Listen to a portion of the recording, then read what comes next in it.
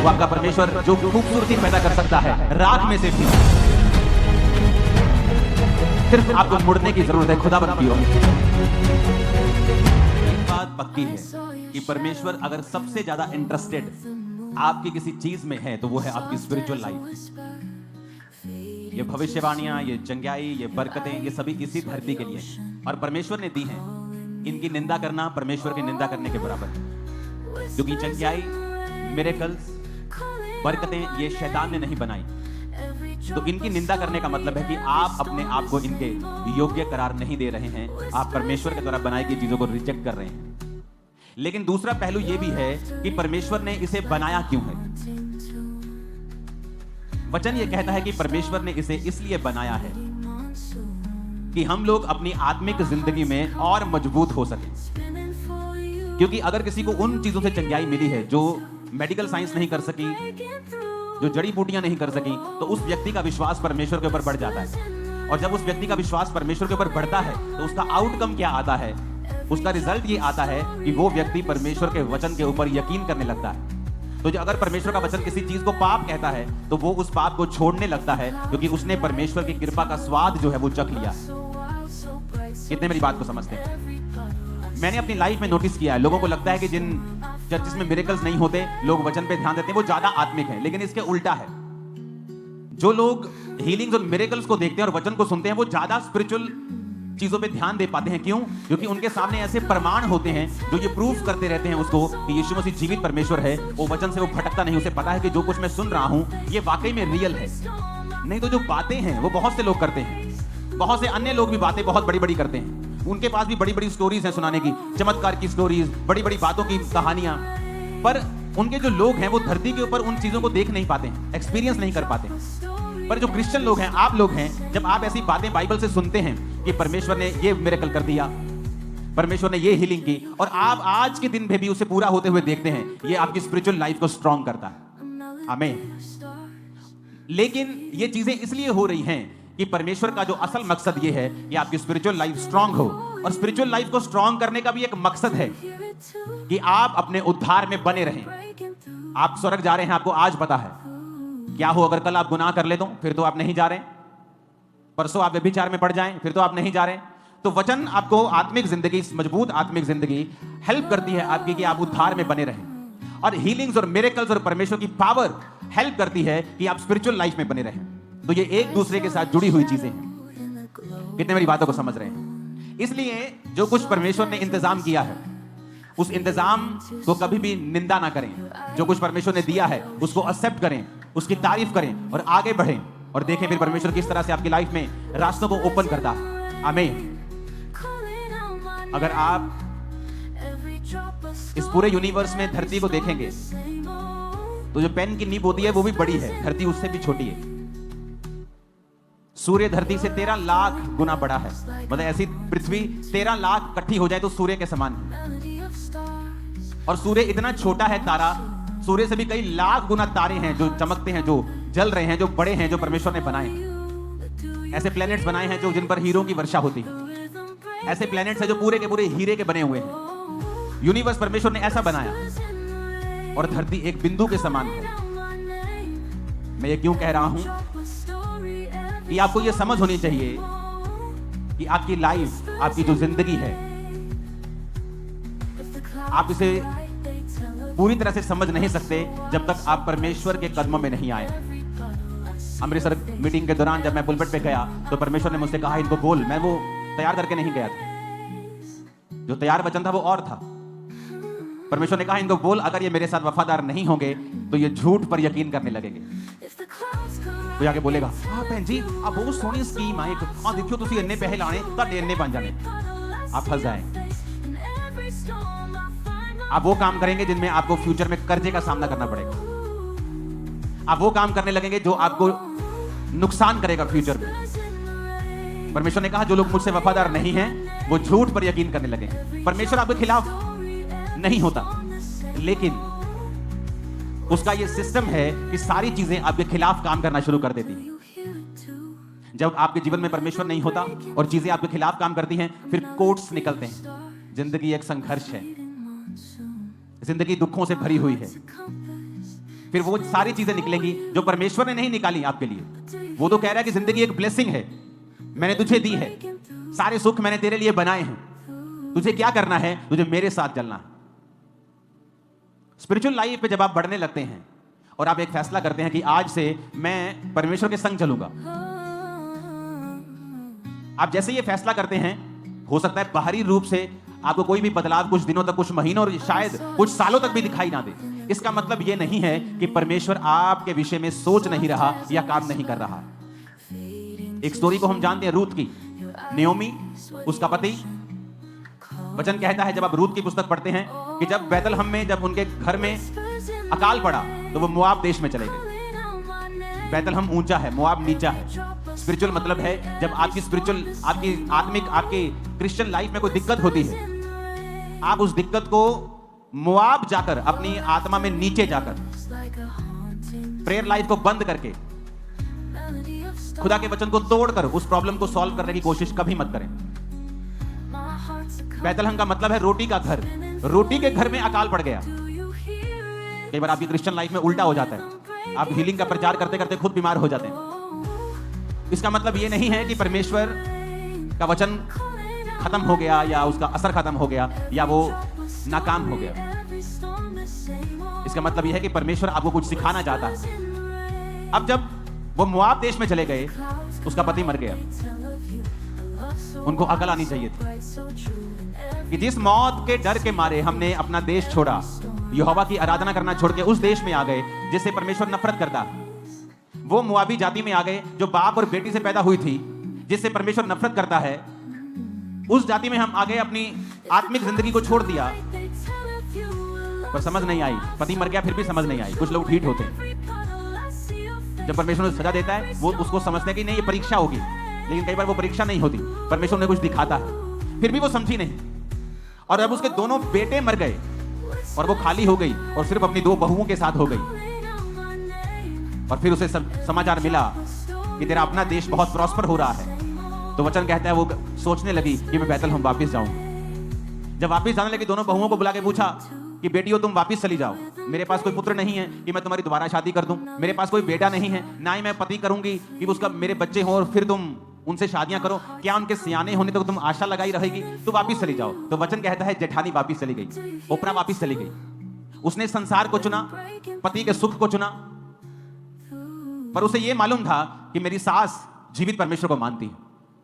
कई बार आप ऐसे क्रिश्चियन घर में चले जाते हैं जो खुद तो परमेश्वर को नहीं मानते होते, जो खुद तो परमेश्वर के खिलाफ हैं, लेकिन एक जन उस घर में ऐसा चला जाता है जिसको पता होता है कि ये परमेश्वर तो जीवित है, लेकिन ये आदमी सारे गड़बड़ हैं, ये नहीं मानते अच्छी तरह से परमेश्वर को। लेकिन जिस परमेश्वर के पास मैं आई हूं, ये वाकई जीवित परमेश्वर है। तो रूथ ने क्या कहा? रूथ कहती मैं तेरे संग चलूंगी, तेरा परमेश्वर मेरा परमेश्वर होगा, मृत्यु के अलावा कोई भी मुझे तुझसे अलग नहीं कर पाएगा। तेरे लोग मेरे लोग, तेरा प्रभु मेरा प्रभु। और जब सास नियोमी ने देखा कि ये जो कह रही है दिल से कह रही है और अपने फैसले पे अडिग है, तो वचन कहता है कि वो मान गई कि ठीक है तो मेरे संग चल। वापस पहुंचे। जैसे वो नगर में वापस पहुंची तो पूरे नगर में वचन कहता है हलचल मच गई। ऐसे ही लिखा है, हलचल मच गई। हलचल मच गई तो लोगों ने कहा देखो नियोमी आई है, नियोमी आई है। और नियोमी ने क्या कहा? मुझे नियोमी ना कहो, मुझे क्या कहो? मुझे मारा कहो। मैं कड़वी होके वापस आई हूं। क्यों कड़वी होके आई हूं? क्योंकि मैंने अपनी स्पिरिचुअल लाइफ पर ध्यान नहीं दिया। मैं अपनी जिंदगी के मसलों को सॉल्व करते करते, मेरा परिवार अपनी जिंदगी के मसलों को सॉल्व करते करते आत्मा के खिलाफ हो गया, वचन के खिलाफ हो गया, संगति के खिलाफ हो गया। और देखो जो कुछ हम पाना चाहते थे खुदा को छोड़ के, हम सब कुछ गवा के आए हैं। और मुझे मारा कहो, उसने कहा, मुझे कड़वी कहो, नियोमी ना कहो। लेकिन एक खूबसूरत चीज थी जो परमेश्वर कर रहा था उस घटना के दौरान भी, क्योंकि वो आपका परमेश्वर प्रेमी परमेश्वर है और वो नहीं चाहता आप नाश। वो आपका परमेश्वर जो खूबसूरती पैदा कर सकता है राख में से भी, सिर्फ आपको मुड़ने की जरूरत है खुदाबंद की ओर। आप जब फैसला कर लेते मैं परमेश्वर की ओर मुड़ूंगा, आप सोच लेते कई बार नियोमी की लाइफ में क्या बचा था? कुछ नहीं। बेटे मर गए, पति मर गया, एक बहू छोड़ के चली गई, एक बहू रह गई, कोई कुछ नहीं है लाइफ में, कोई पैसा नहीं है, कोई काम धंधा नहीं, बूढ़ी हो चुकी है, सब कुछ गवा के फिर भी उसने कहा कि ठीक है मैं परमेश्वर के पीछे चलूंगी। तो क्या हुआ? परमेश्वर एक खूबसूरत चीज उनकी लाइफ में करता है। रूथ 2 बाब में जो मैंने आपको वचन सुनाया वो 1 बाब का था, अब 2 बाब का 2 अध्याय का सुना रहा हूं। रूथ 2 उसकी 2 और 3 आयत में लिखा है, मोआबिन रूथ ने नियोमी से कहा मुझे किसी खेत में जाने दे कि जो मुझ पर अनुग्रह की दृष्टि करके करे, उसके पीछे पीछे मैं सीला बीनती जाऊं। यानी जो खेत में फसल काटते थे तो फसल जो बच जाती है थोड़ी थोड़ी, मैं उसे बीनती जाऊं, उसे उठाती जाऊं। उसने कहा जा, चली जा बेटी। तो नयोमी ने अपनी बहू को कहा जा, क्योंकि वो कटने के दिन थे तो उसे मालूम था कि कुछ खाने को मिल जाएगा। इसलिए वो जाकर एक खेत में लवने वालों के पीछे बीनने लगी। जिस खेत में वो संयोग से गई थी वो एलीमेलेक के कुटुंबी बोअज का था। हालेलुया। अब ये बड़ी ध्यान देने वाली बात है। वचन कहता है यहोवा की आंखें धर्मियों की तरफ लगी रहती हैं और उसकी पलकें तुम्हें नित्य जांचती हैं। हमेशा तुम परमेश्वर की निगाहों के नीचे होते हो और वो तुम्हारी हर एक बात को, तुम्हारे दिल की गहराई को, शैतान तो तुम्हारे शब्दों को जानता है, तुम्हारे दिल को नहीं जानता। जो तुम बोलोगे, जो रिएक्ट करोगे, वो उसको समझ के अपनी प्लानिंग करता है। पर परमेश्वर दिलों और गुर्दों को लिखा जांचने वाला परमेश्वर। अब यहां पर लिखा वो संयोग से वहां चली गई। कहां? बोअज के खेत में। कौन था बोअज? बोअज नयोमी का एक रिश्तेदार था। और जब किसी के पति, जब किसी का कोई बेटा मर जाता था तो निकट जो रिश्तेदार होता था वो उस लड़की से शादी करके उसके वंश को आगे चलाता था। अब वचन क्या कहता है कि वो संयोग से, जबकि वचन यह कहता है कि इस धरती के ऊपर कुछ भी इत्तेफाक से नहीं होता। अब बड़े ध्यान से समझने वाली बात है, अगर समझ गए ना जीवन सफल हो जाएगा तुम्हारा। अब वचन हम जानते हैं संयोग से कुछ नहीं होता। मिस्री के हाथ बेच दिया गया यूसुफ को, क्या यह संयोग था? नहीं। गड्ढे में फेंका गया, क्या यह संयोग था? नहीं। क्योंकि अगर वो ना जाता गड्ढे में और ना बिकता मिस्र में, वो वहां का प्रधानमंत्री कभी ना बन पाता। बात क्या है बीच की, मैं आपको सीक्रेट बताता हूं। अब जिस खेत में वो गई वो बोअज का था। वो एक अमीर था, धर्मी था। और जब उसे बताया गया, जब उसने पूछा कि ये लड़की कौन है, तो उसे बताया गया कि ये नयोमी की जो तेरी रिश्तेदार है, ये उसकी बहू है। और उसकी दूसरी बहू से छोड़ के चली गई जब उसके बेटे मर गए। पर ये जो बहू है, इसने यहोवा को चुना हुआ है। क्योंकि ये यहोवा परमेश्वर को जानती थी, इसलिए अपनी सास के पीछे चल रही। तो बोअज उससे बहुत इंप्रेस था कि ये एक भली औरत है। अब वो संयोग से नहीं गई। जब आप प्रभु के साथ वफादार होते हैं, इसलिए तो मैं कहता हूं आपकी बुद्धि, आपकी स्किल, आपका वरदान, आपकी पढ़ाई किसी काम की नहीं अगर आपके जीवन में परमेश्वर नहीं है तो। जब वो प्रभु के साथ वफादार है और अपनी सास के साथ रह रही है, उसे पता है मुझे सास को पालना पड़ेगा, अपने को भी पालना पड़ेगा, शादी वो नहीं कर सकती। अब यहां पे वो खुदा के साथ वफादार है। और देखो संयोग लिखा, बाय चांस, अगर आप इसे इब्रानी में पढ़ेंगे, बाय चांस, कि वो उस खेत में गई जो बोअज का था। और क्या हुआ? उसने आकर अपनी सास को बताया बोअज के बारे में। सास ने कहा ये तो हमारा रिश्तेदार है। जब बात चली शादी की कि बोअज उससे शादी कर सकता है अगर वो चाहे, और बोअज से बात चली तो बोअज ने कहा एक और रिश्तेदार है जो मुझसे भी ज्यादा नजदीकी है, उससे बात की गई कि तू उसे छुड़ाना चाहता है, क्या तू उससे शादी भी करेगा? अगर नयोमी के सारे कर्जे को तू चुकाएगा। तो उसने मना कर दिया। तो परमेश्वर ने बोअज को और रूत को एक किया और वो दाऊद की परदादी बनी। अब सुनो ध्यान से, जब वो परमेश्वर के साथ वफादार थी तो बाय चांस उस खेत में गई जो बोअज का था। क्या आपको ये वचन काफी नहीं है? हालेलुया। ऊंची आवाज में बोलो हालेलुया। मैंने कहा आपको क्या लगता है कि ये बाय चांस था? जब आप प्रभु के साथ फेथफुल होते हैं, आप उसी रास्ते को चुनोगे जिस रास्ते को परमेश्वर ने आपके लिए चुना होगा। आपके ना जानते हुए भी आप उसी जगह पे जाओगे जो आपकी आशीष के लिए चुनी होगी। ये आपकी पढ़ाई नहीं कर सकती, जबकि मैं खुद एक पढ़ा लिखा इंजीनियर हूं। आपकी अमीरी भी नहीं कर सकती, आपकी चुस्त चालाकी, स्किल, होशियारी भी आपके साथ ये नहीं कर सकती कि आप उसी जगह पे जाएं। संयोग, इत्तेफाक नाम का कोई शब्द नहीं है। जो कुछ होता है परमेश्वर की मर्जी से होता है। ऐसे कैसे हो सकता है? वो कौन सा छोटा सा एरिया था, मोहल्ले की बात हो रही, पूरे शहर की, पूरे देश की, स्टेट की बात हो रही।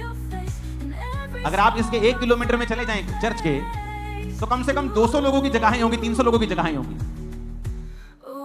तो ऐसे कैसे हो सकता है कि आप उसी जगह पे जाएं जहां पर परमेश्वर ने आपके लिए एक महान योजना रखी है? इसलिए मैं कहता हूं, आप परमेश्वर के संग फिर से पढ़ेंगे उस वचन को, 2 आयत को, 3 आयत को फिर से पढ़ेंगे। रूत ने नयोमी से कहा मुझे किसी खेत में जाने दे, 3 आयत को पढ़ेंगे। इसलिए वे जाकर एक खेत में लवने वालों के पीछे बीनने लगी। जिस खेत में वो संयोग से गई थी वो एलीमेलेक के कुटुंबी बोज का था, उसी के रिश्तेदार का था। बड़ी ये छूने वाली बात है कि वो कुछ नहीं जानती, लेकिन वहां पहुंच गई जहां परमेश्वर की योजना थी। उसने ढूंढा नहीं, कोई एफर्ट नहीं किया आकर कि सबसे पहले मैं अपनी सास के रिश्तेदारों को ढूंढूं। ऐसे होते हैं शारीरिक लोग जो अपने लाइफ की हर प्रॉब्लम का हल शारीरिक रूप से करना चाहते हैं कि चलो आते ही बोले, सास तेरे रिश्तेदार कौन है बता, अच्छा ये तेरा रिश्तेदार, अच्छा ठीक है मैं हूं जानती है, तैयार हो गए। वो तैयार होकर वहां जा रही है कि उसकी निगाह मेरे पे पड़ जाए, मेरी शादी हो जाए। और मैंने देखा है ऐसे लोग विश्वासी भी हैं, और हर लाइफ थोड़े थोड़े दिनों के बाद, थोड़े थोड़े महीनों के बाद वो अपनी लाइफ में डिसअपॉइंट होते हैं, निराश होते रहते हैं। ओ अभी भी मेरी बात नहीं बनी, ओ अभी भी मेरे जीवन में यह काम नहीं हुआ, क्योंकि आप जो कुछ भी कर रहे हैं उसके पीछे शरीर का एफर्ट है, आत्मा का एफर्ट नहीं। अगर आप वचन पढ़ें तो वचन में लिखा है कि परमेश्वर ने कहा आदम का अकेला रहना ठीक नहीं। आदम ने नहीं कहा हाय मैं कल्ला हूं, बचाओ मैंने प्रभु जी, ओ प्रभु जी कुछ करो, कुछ कर दे, क्यों नहीं पे कुछ। उसने कुछ नहीं कहा, वो अपने काम में बिजी है। खुदा ने जो काम दिया बिजी है। शाम को परमेश्वर आ रहा है, उसके साथ बात कर रहा है, सुबह वो अपनी आदम के बाग में बिजी है। प्रभु देख रहे हैं यार इसका कोई संगी चाहिए। आदम ने कुछ नहीं कहा, खुदा ने कहा। लेकिन आज का आदम क्या कर रहा है? वो परमेश्वर को बता रहा है तुझे मेरे जीवन में ऐसा करना चाहिए था, तुझे मेरे जीवन में ऐसा करना चाहिए था। आपको क्या लगता है कि आपको आपकी ज्यादा चिंता है कि परमेश्वर को चिंता है? इमेजिन करो आपका 3 साल का बेटा, आपकी 3 साल की 4 साल की बेटी आपके पास आके चिंता करने लगे कि आपके बिजली का बिल कहां से चुकाएंगे, आप अगले महीने खाना कहां से लेके आएंगे। तो उसका बाप सोचेगा तू मूर्ख है क्या, तू अपना खेल, तो अपना काम कर, पढ़, चल एंजॉय कर, मैं जानता हूं कैसे क्या करना है। उसी तरह से परमेश्वर है, जब हम अपने मसलों का हल शरीर से करना चाहते हैं। इमेजिन करो जब रूत वहां गई और सबसे पहले ढूंढती, अच्छा रिश्तेदार बता, सास तो मम्मी अपने रिश्तेदार बता कौन है जो मुझसे शादी कर सकता है। बेटा ये रिश्तेदार है, ये बोझ भी है, अच्छा ठीक है। मैं तैयार होके जाती हूँ, फुल तैयार होके जा रही, फुल परफ्यूम शर्फ्यूम कपड़े शपड़े डाल के फुल तैयार होकर ही करके आगे जा रही उसकी, मेरी निगाह मेरे पे पै जाए, मेरा ब्याह हो जाए। कभी भी बोझ की शादी उससे नहीं होती। अगर आप शरीर में उत्साहित हैं, ओ मेरी शादी, ओ मैंने देखे ऐसे लोग मसीह जीवन में क्रिश्चियन होते हुए भी उनको इतना ज्यादा है, हाय हाय मेरा ब्याह, हाय मेरा वीजा, और जितना वो हाय हाय करते हैं उतना वो लेट होता है, और अगर हो जाए उतना ही अनफ्रूटफुल होता है। कितने मेरी बात को समझ रहे हैं?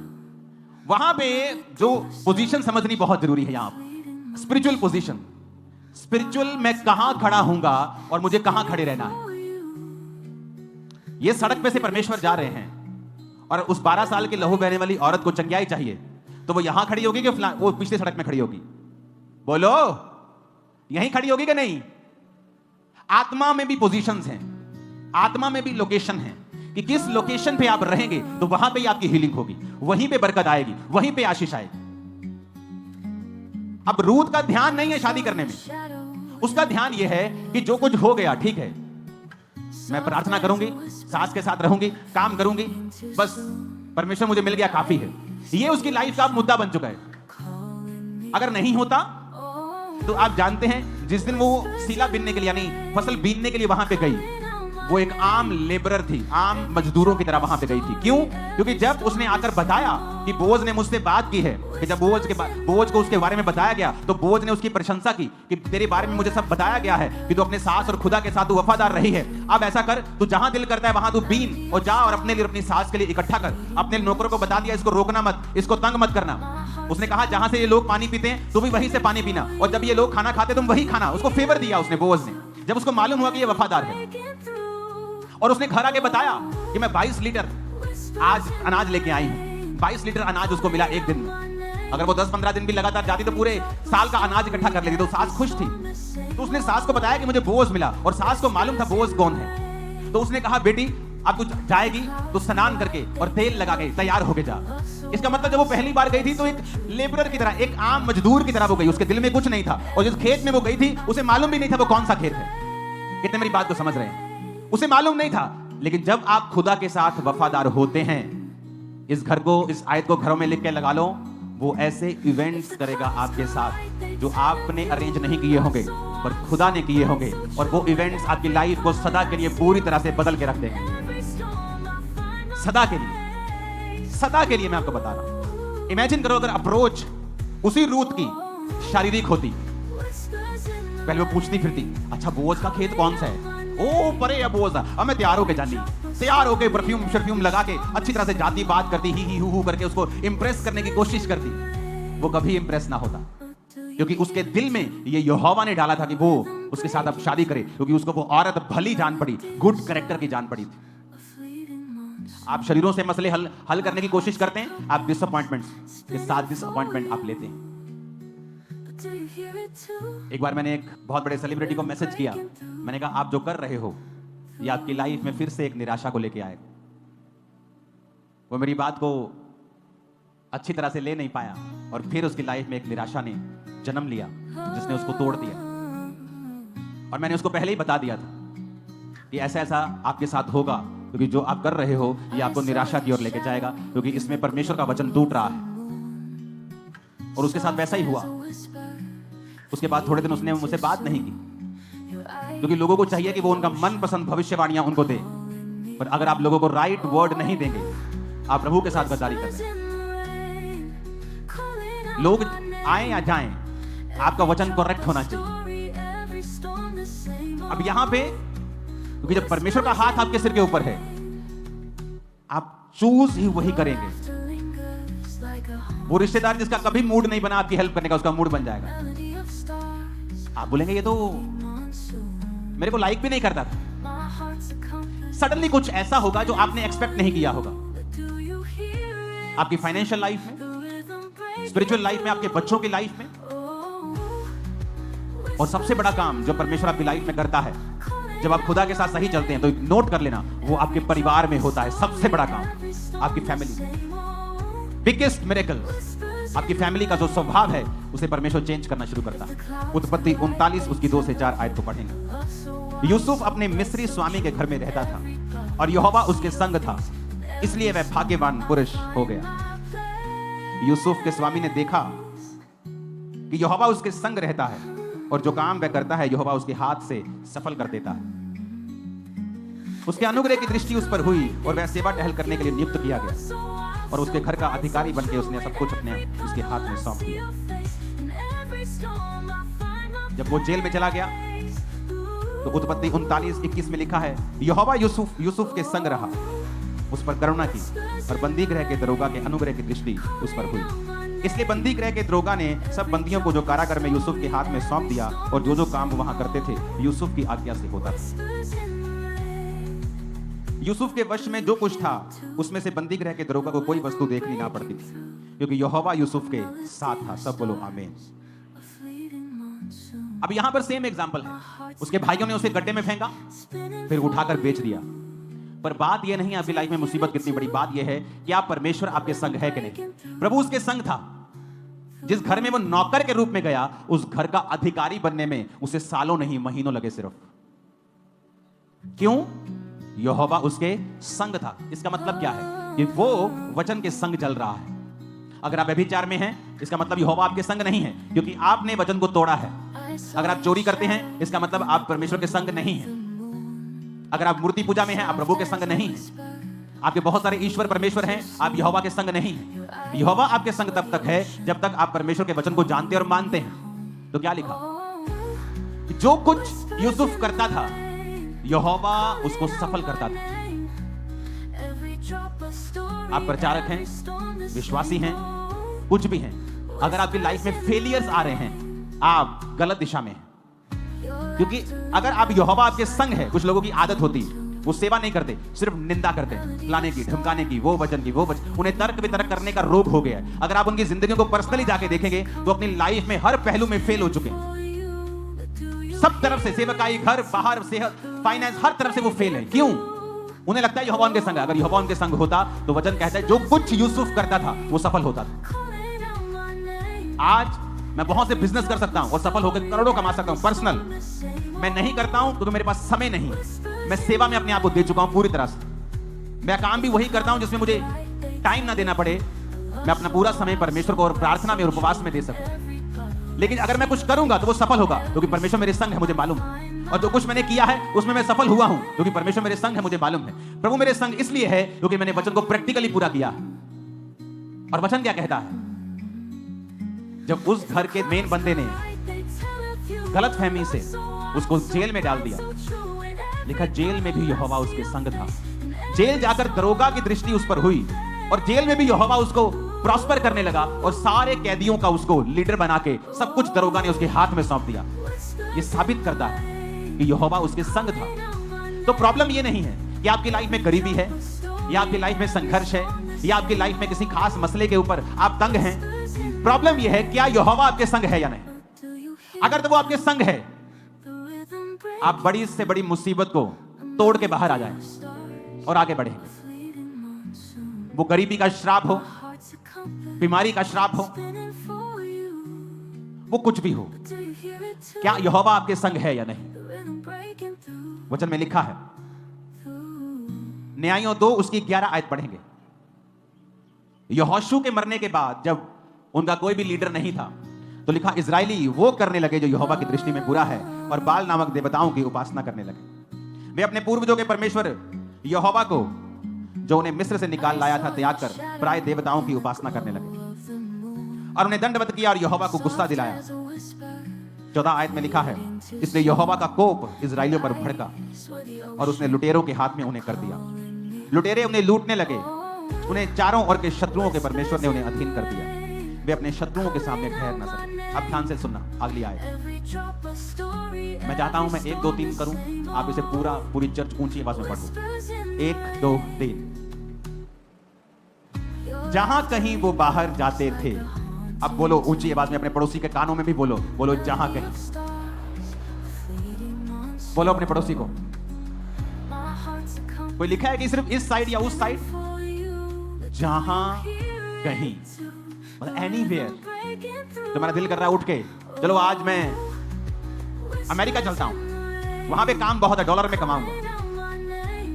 देखा, जहां कहीं वो बाहर जाते यहोवा का हाथ उनकी बुराई करने में लगा रहता था।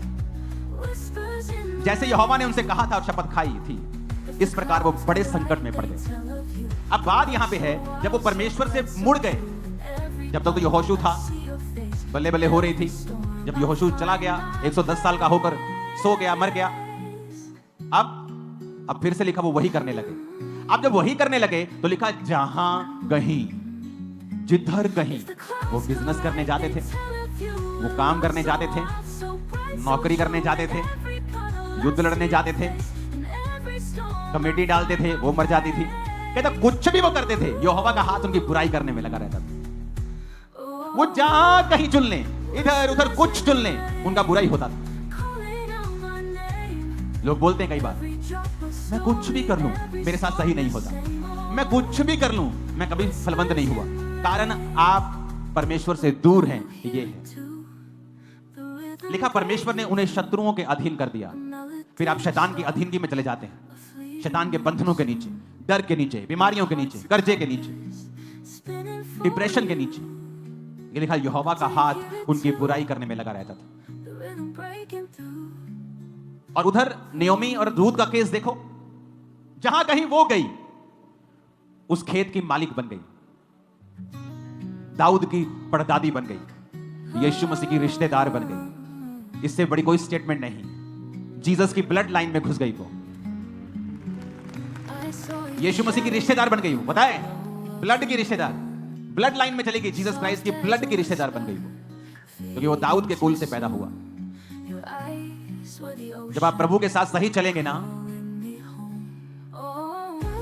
वो आपके लिए एक बड़ा काम करेगा। और आपको ये भी बता दूं, सडनली से करेगा, एकदम से करेगा, अचानक करेगा, आंखें खुली रह जाएंगी, शैतान की भी, विरोधियों की भी, आपकी भी, कि खुदा ने आपके साथ क्या किया है और वो करने वाला है आपके साथ। आमीन खड़क के बजाओ एक बार, हालेलुया।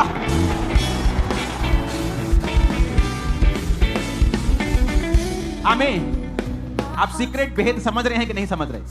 कि आप कुछ भी कर लें, फिर जब आप वचन के खिलाफ हैं, आप कुछ भी कर लें, आप वहां नहीं पहुंच पाए। आप वचन के साथ हैं, यहोवा के साथ हैं, प्रभु के साथ हैं, आप कुछ भी कर लें। सरसरी चली गई खेत में और डर रही थी वहां कि दूसरे मजदूर मुझे मारे ना, मुझे भगाए ना, ये ना जानते हुए कि इन खेतों की मैं खुद एक मालकिन बनने वाली हूं कुछ ही दिनों के बाद। एक बड़ा काम मैं भविष्यवाणी करता हूं आप और आपके संतान के जीवन में परमेश्वर करने जा रहा है। आम इंसान चाहिए और ऊंचे चाहिए, हाथों को उठा के चाहिए।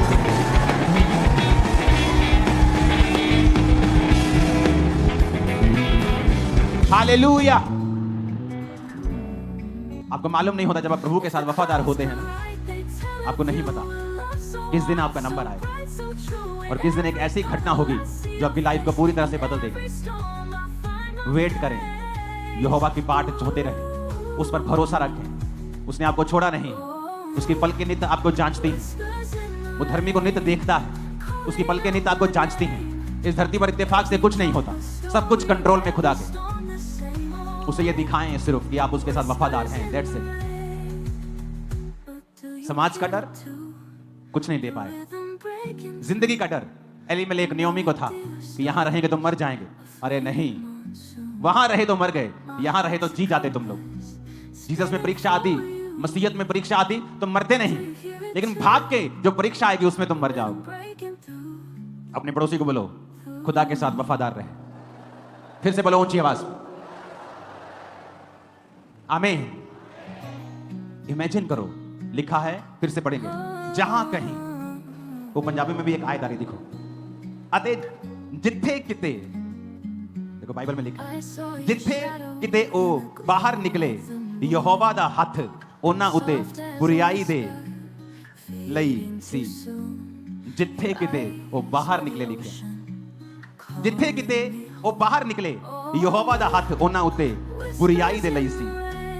जिकर यहोवा ने आख्या सी ते ਉਹਨਾਂ ਦੇ ਨਾਲ ਸੌਂ ਖਾਤੀ ਸੀ ਤੇ ਉਹ ਬਹੁਤ ਔਖੇ ਹੋਏ। ਬੰਦਾ ਕਹਿੰਦਾ ਨਹੀਂ ਯਾਰ ਔਖੇ ਹੋਏ ਪਏ ਆ ਜ਼ਿੰਦਗੀ 'ਚ, ਮੁਸ਼ਕਲ ਹੋਈ ਪਈ ਆ ਯਾਰ, ਬਾਲਾ ਟਾਈਟ ਹੋਏ ਪਏ ਆ। ਟਾਈਟ ਹੋਣ ਦੀ ਲੋੜ ਨਹੀਂਗੀ, ਵਫਾਦਾਰ ਹੋ ਜਾਓ ਰੱਬ ਦੇ ਨਾਲ, ਖੁੱਲਾ ਖੁੱਲਾ ਲੱਗੇਗਾ ਤੁਹਾਨੂੰ। ਬਹੁਤ ਟਾਈਟ ਹੋਣ ਦੀ ਲੋੜ ਨਹੀਂਗੀ। ਆਪ ਤੁਹਾਨੂੰ ਲੱਗਦਾ ਹੈ ਕਿ ਪਰਮੇਸ਼ਵਰ ਨੇ ਤੁਹਾਨੂੰ ਟਾਈਟ ਹੋਣ ਲਈ ਚੁਣਿਆ? कई पास्टर्स को लगता है अगर वो गरीब रहेंगे, कर्जाई रहेंगे तो तभी परमेश्वर के साथ खुश है। बाइबल कहती है जिसके तुम कर्जदार हो उसके तुम नौकर हो, जिसका तुमने पैसा देना है ना उसके तुम नौकर हो। प्रभु नहीं चाहता तुम किसी के नौकर हो। इसको कूल मत समझो, गरीबी को, ये कूल नहीं है। ये सिर्फ शब्दों में कूल लगती है नहीं। यीशु मसीह के लिखा 7 में औरतें होती थी, अमीर औरतें, जो अपनी संपत्ति से उसकी सेवा करती थी। अगर वो परमेश्वर है तो क्यों उसने उनकी संपत्ति से सेवा करवाई? नए नियम में आपको हुक्म यह है कि आप टाइट से भी ज्यादा बोएं। आपको मालूम है टाइट तो एक कवनेंट है, इस पे तो बहस करना मूर्खता है, क्योंकि ये तो नए नियम से, पुराने नियम से भी पहले था। ये तो कवनेंट है आपके साथ। आप अब्राहम के अगर संतान नहीं है, आप टाइट के खिलाफ बात करें, क्योंकि आप है ही नहीं उस कवनेंट में, आप उसके पुत्र पुत्रियां है ही नहीं। अब्राहम के कवनेंट में जो है, जो अब्राहम के बेटे और बेटियां हैं, उसने मलकीसदीक के याजक को दिया। और जो नए नियम के टाइट है, जो नए नियम का बोना है, वो अकेला टाइट नहीं, लोग अपनी संपत्तियां लाके बोते थे। और नए नियम में आप याजक को टाइट नहीं दे रहे हैं कि वो अपनी जिंदगी में कोई घर ना ले, आप चर्च को दे रहे हैं। मैं आपके टाइट का टाइट नहीं ले रहा हूं, मैं आपका टाइट नहीं ले रहा हूं, मैं अपनी पर्सनल जिंदगी आपके टाइट से नहीं बिता रहा हूं, मैं अपने बिजनेस से ले रहा हूं। तो आपका जो टाइट, आपका जो 20% आप दे रहे हैं, वो चर्च के कामों के लिए चल रहा है। हालेलुया। नए नियम में विश्वासियों ने, पौलुस ने कहा है, हर एक व्यक्ति अपने अपने आमदनी के अनुसार हफ्ते में अपना चंदा निकाल के रखे। कैसे होती मीटिंग से बड़ी बड़ी? अगर चर्च मीटिंग्स करेगी तो ये खर्चा कैसे करेगी? ये खर्चा नहीं रोक सकते, कंस्ट्रक्शंस नहीं रोक सकते, तो फिर मीटिंग्स कैसे होंगी? क्योंकि लोग आगे आते हैं, ठीक है मैं ये खर्चा उठाने के लिए तैयार हूं। पार्टनर्स होते हैं, हाँ मैं ये खर्चा उठाने के लिए तैयार हूं। कितने मेरी बात को समझ रहे हैं? आपके लिए एक राह खुला है बोने का, और शैतान को पता है आपका बोना एक्यूरेट प्लेसेस के ऊपर जा रहा है। और कैसे रूहें बच रही हैं, कैसे लाखों करोड़ों लोग, यहां क्रूसेड होते, यहां मीटिंग्स होती, लोग ऐसे ऐसे देशों में स्क्रीन्स लगा के हजारों की गिनती में गलियों में बैठे और लाइव क्रूसेड अटेंड कर रहे हैं, जिनको यहां का वीजा नहीं मिलता इंडिया का, जो दूर है वहां। वो रूहें बच रही हैं, तो उसका असर आप पर भी हो रहा है जो बो रहे हो, आप पर भी हो रहा है जो प्रेयर कर रहे हो, आप पर भी हो रहा है जो फास्टिंग कर रहे हो। इसके खिलाफ सिर्फ दुष्ट आत्मा है वो जो जा सकता है, कोई खुदा का सच्चा खादिम इसके खिलाफ नहीं जाएगा। हालेलुया। फिर से वो वचन पढ़ेंगे हम। अते जिथे किते, बोलो जिथे किते, हिंदी में बोलो, बोलो जहां कहीं। देखो कितना, अगर वचन, एक लाइन वचन की समझ आ गई ना तो जिंदगी सफल हो जाएगी साडी। ठीक है, जिथे किते वो जांदे सी, ਯਹੋਵਾ ਦਾ ਹੱਥ ਉਹਨਾਂ ਦੀ ਬੁਰਾਈ ਕਰਨ ਚ, ਉਹਨਾਂ ਦਾ ਨੁਕਸਾਨ ਕਰਨ ਚ ਲੱਗਾ ਰਹਿੰਦਾ ਸੀ। ਤੇ रूत बारे वो की लिखदा, 3 आयत पढ़ेंगे रूत की। कहता जिस खेत में वो संयोग से गई, जिस खेत में जो चली गई, लिखिया वो बोझ दा निकलिया। गई ਤਾਂ ਨੌਕਰਾਨੀ ਦੇ ਰੂਪ ਦੇ ਵਿੱਚ ਸੀ, ਨੌਕਰਾਂ ਤੋਂ ਵੀ ਥੱਲੇ ਸੀ, ਪਰ ਉਹਨੂੰ ਪਤਾ ਨਹੀਂ ਸੀ ਉਹ ਮਾਲਕਣਾ ਉੱਥੇ ਦੀ। ਤੁਸੀਂ ਬਹੁਤ ਵੱਡੀ ਬਰਕਤ ਪਾਉਣ ਵਾਲੇ ਹੋ, ਆਤਮਿਕ ਤੇ शारीरिक दोनों। पर एक कंडीशन है आपके, क्या यहोवा आपके संग है? क्या आप यहोवा को किसी आशीष के लिए मान रहे हो, या आपने सचमुच अपना जीवन परमेश्वर को दे दिया? जितना आस है, और ये आस ये अपनी सास को बोला हुआ है कि ठीक है मैं तेरे नाल रवांगी, पर तू ना मेरा ब्याह करा दिया अपने किसी रिश्तेदार ने। उसने नहीं कहा, उसने कहा मैं तेरे संग रहूंगी, मैं तेरे संग रहूंगी।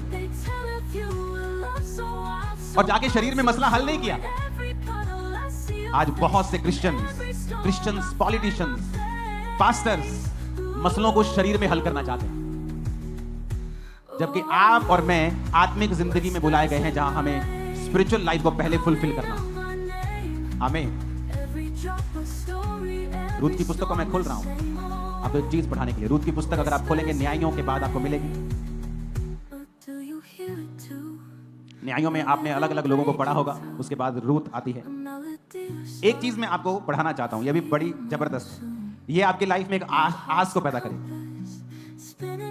रूत 3 उसकी 13 में लिखा है, बोज ने रूत से विवाह कर लिया और वह उसकी पत्नी हो गई, और वह उसके पास गया और यहोवा की दया से उसको गर्भ रहा और उसके एक बेटा उत्पन्न हुआ।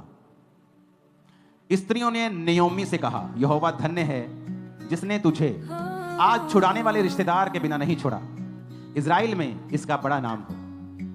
ये तेरे जी में जी लेने आने वाला, तेरे बुढ़ापे में पालने वाला हो, क्योंकि तेरी बहू जो तुझसे प्रेम रखती है और 7 बेटों से भी तेरे लिए श्रेष्ठ है, उसी का ये बेटा है।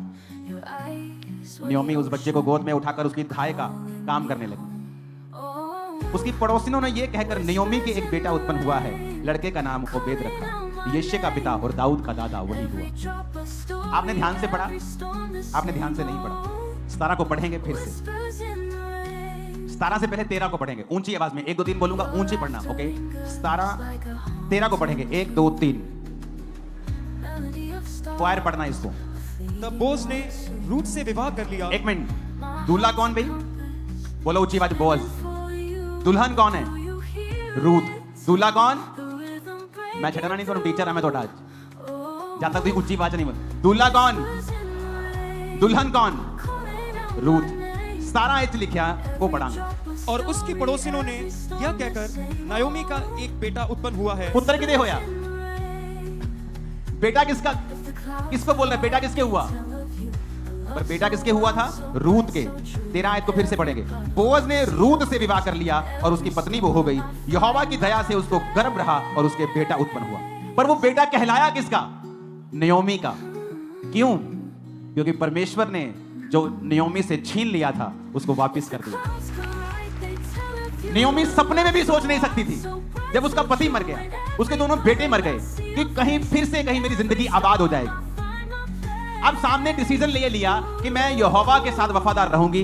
अब जो हो गया, चलो अपनी जिंदगी बिताते हैं। पर मैं आपको फिर से बताता, परमेश्वर आपकी राख जैसी जिंदगी में से भी एक खूबसूरत जिंदगी पैदा कर सकता है, जो आपकी सोच समझ से परे होगी। आपको वफादार रहना पड़ेगा, वफादार। वो वाला वफादार नहीं, अगर 7 हफ्तों में आशीष नहीं मिली तो कहीं और चले जाओ। बच्चा रूत के हुआ, पड़ोसी ने कहती तेरे हुआ नयोमी, तेरे पुत्र हुआ, ओबेद नाम रखा, यिशै का डैडी और दाऊद का दादा वही हुआ। क्यों कहा? परमेश्वर जानते हैं। उसका बेटा, वो उसकी धाय का काम करने लगी, उसकी दाई बन गई। वो उसी को पालने लगी, उसी को दूध पिलाने लगी, उसी को पालने लगी, उसी को वो खिलाने लगी, उसी को पिलाने लगी, सब कुछ वो करने लगी उस बच्चे का। पैदा वो रूत से हुआ, कहलाया नयोमी का, क्योंकि परमेश्वर ने उसको गिफ्ट दिया कि तू मेरी स्पिरिचुअल लाइफ में मेरे साथ तू वापिस आई है नयोमी, ये ले, मेरी ओर से तुझे एक गिफ्ट देता हूं जो तुझे कोई नहीं दे सकता था। अब नयोमी का एक बेटे समान रिश्तेदार था बोअज। 7 बेटों से भी उत्तम एक बहू थी रूत, और एक ओबेद नाम का एक बच्चा भी था जो उसका कहलाया। परिवार हो गया कि नहीं पूरा? और कहां से पूरा हुआ? एक राख से। वो भी उसी की गलती की वजह से राख हुआ था। औरत नहीं कह सकती कि मेरे पति ने कर दिया। एलीमेलेक ने कहा अगर एक औरत चाहे तो अपने हस्बैंड के डिसीजन को चेंज कर सकती है, अगर वो खुदा का बनाया हुआ डिसीजन नहीं है तो। पर नहीं किया उसने। संसारिक चीजों में बिजी, अपने बेटों में बिजी। पति कह रहे अच्छा कोई बात नहीं, गलत तो लग रहा है लेकिन क्या करें, और सब कुछ गवा के वापिस आई। तो परमेश्वर ने कहा अब तू मेरे पास आई है, मैं तेरी जिंदगी को फिर से हरा भरा कर दूंगा। अब वो जहां गई, जिस खेत में, वो बोअज का निकला। और यहोवा दूसरी तरफ कहता है इजरायली जब मुझसे फिर कर और परमेश्वर को मानने लगे तो लिखा यहोवा का हाथ जहां कहीं वहां जाते थे, जहां कहीं, जितने कितने, जहां कहीं वो जाते थे उनकी बुराई करने में लगा रहता था। तो क्या मैटर करता है? मैटर यह करता है कि मेरी लाइफ में मैं प्रभु के साथ वफादार हूं कि नहीं हूं। मैंने एक्सपीरियंस किया है। संपूर्ण पवित्रताई में चलना शुरू कर दो, संपूर्ण पवित्रताई में, कंप्लीट सिद्धता में, आप मैग्नेट बन जाओगे ब्लेसिंग के लिए। आप देखना क्या होता है, आप देखना क्या होता है। खिंची चली जाएंगी आशीषें और सब बरकतें, आत्मिक शारीरिक वो कैसी भी हो आपकी ओर। देखना क्या होता है। सडनली कुछ ऐसा होगा जो आपने डिजाइन नहीं किया होगा, सोचा नहीं होगा। मेरी लाइफ में हुआ है, सेवकाई में हुआ है। ऐसे लोग एंटर करेंगे जो आपका भार उठा लेंगे। बात वफादारी की है। इमेजिन करो आप जहां कहीं जा रहे हैं सफल हो रहे हैं क्योंकि खुदावंद आपके साथ है। और जब परमेश्वर आपके संग नहीं, जहां कहीं आप जा रहे हैं आपको पता है कि परमेश्वर आपके संग नहीं, तो रिजल्ट क्या होगा अब आप निकाल लेना। God bless you all. मेरा बिलीव है आप लोग इस वचन को समझ चुके होंगे और अपनी जिंदगी परमेश्वर के साथ तौबा करते हुए बिताएंगे। अगर वो नियोमी को, उस छूछे हाथ वाली, खाली हो चुकी, कड़वी हो चुकी नियोमी को फिर से हरा भरा कर सकता है, वो आपको भी हरा भरा करने वाला है। कोई भी आपकी कंडीशन नियोमी से बुरी तो नहीं होगी। ना पैसा, ना पति, ना बच्चे, ना घर, ना अपना देश, और मुड़ गई परमेश्वर की ओर। क्या है आपकी प्रॉब्लम? नथिंग। अगर वो उसको सॉल्व कर सकता है, वो आपके भी सॉल्व कर सकता है। एक वायदा कर ले खुदाबंद के साथ, वफादार रहेंगे, बाइबल पढ़ेंगे, प्रेयर करेंगे, वचनों के साथ फेथफुल रहेंगे, आप नीचे नहीं देखेंगे कभी भी फिर।